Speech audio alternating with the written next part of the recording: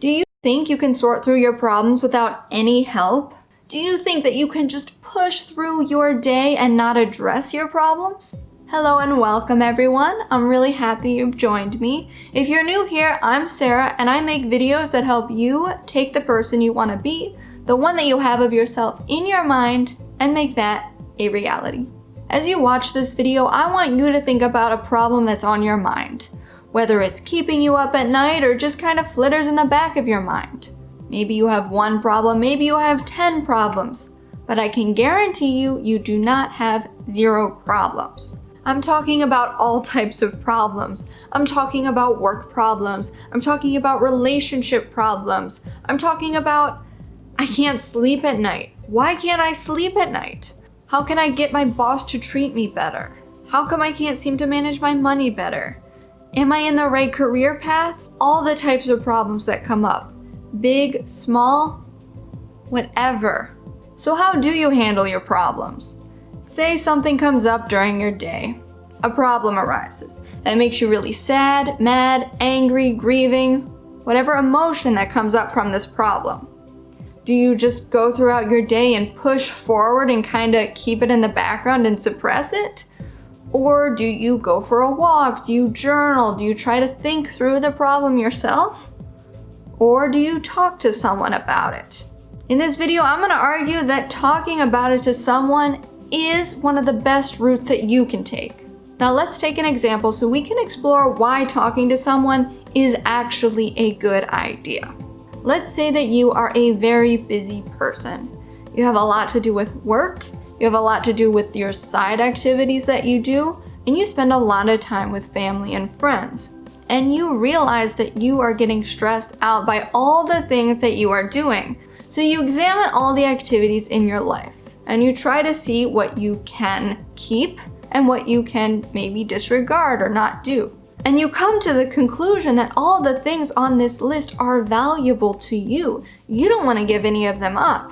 Then you connect with one of your friends. You go out for dinner one night. So you start talking about how stressed you are with all the things you're doing. And then your friend says something that really opens your eyes. She says, "Wow, you do a lot of things for other people." "What?" you say. "I said you do a lot of things for other people. Your boyfriend, your dad who's getting ill, and those 2 volunteer groups you're a part of. It's a lot, don't you think?" This is a huge eye-opener for you. No matter how much you would have thought and reflected and journaled and just introspected about this problem, you probably would not have come up with this conclusion because it only comes from someone looking in from the outside. That is so powerful and we disregard it so easily. And I will say that reflecting on your problems is great.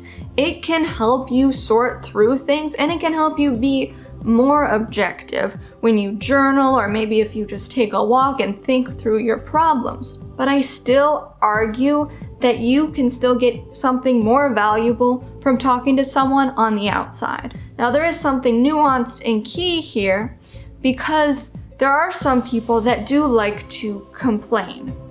Complain to friends, complain to strangers, whatever.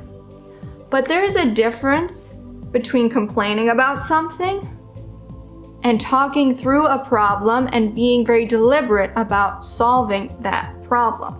So why don't we like to talk to people about our problems? Now there are 4 main reasons.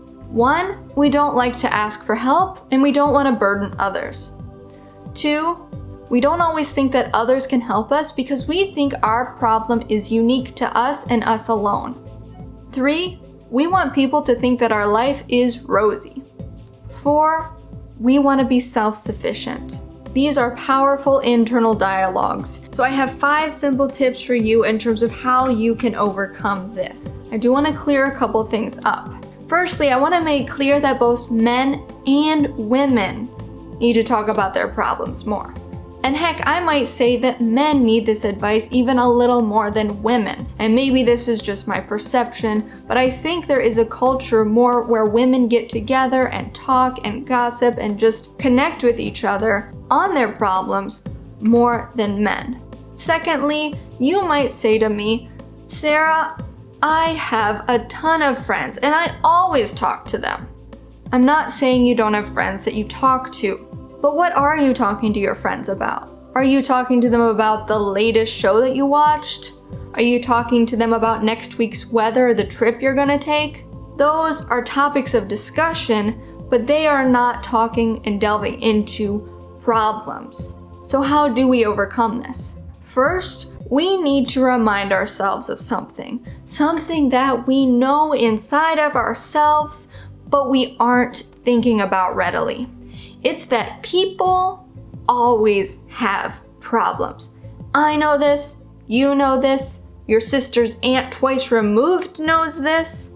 It's just a fact. People have problems. They're thinking about them when they wake up. They're thinking about them when they're listening to a webinar that isn't interesting to them. They're thinking about them when they're gardening, when they go to sleep. It is just a fact that people have problems. And when you internalize this, then you can feel better about sharing your own problems and being vulnerable yourself. Second, I want you to take out a piece of paper and list out the MVPs in your life. Most valuable people. Now these are most valuable people for talking to. So write down the people that you already talk to or go to for advice or talk through your problems with. Even if you only list one person, that is something. 2 people, 3 people, that's fine. That is amazing that you have people that you do talk to your problems about. Having a couple of close people is better than having a sea of acquaintances that you don't feel like you can talk about your problems to. Now think further about these MVPs. Are there some people that you talk to more about a certain subject than others? If you like what I'm talking about, then subscribe, like, and leave a comment below. 3, on that sheet of paper, I want you to write down the friends' names of people you don't talk to your problems about, but you see them as potentials. These are the MVP potentials. Now think about them as the people that you want to start talking about your problems to. You just haven't really considered it yet. Think about the opportunity here. Think about the people that you just haven't opened up to yet, that you can form a deeper connection with. It is true that people connect more deeply when you're trying to grapple with something not so great. It makes the bond even stronger. 4 is to consider paying someone to help you. This seems like a weird one, but when you think about friends, they're great. They have your best interests at heart, and they really want to help you. But that also disadvantages them. Because if they are always on your side and not ever going to challenge you, then that's not going to be helpful for you. Yes, they can play devil's advocate at times, but they can't always be that voice of contrast to you because they care about you so much. That's where eliciting someone's help comes in. I'm talking about life coaching. I'm talking about career coaching. I'm talking about relationship coaching, exercise coaching. There are a lot of people out there and they want to help you. That is their purpose. That is their destiny.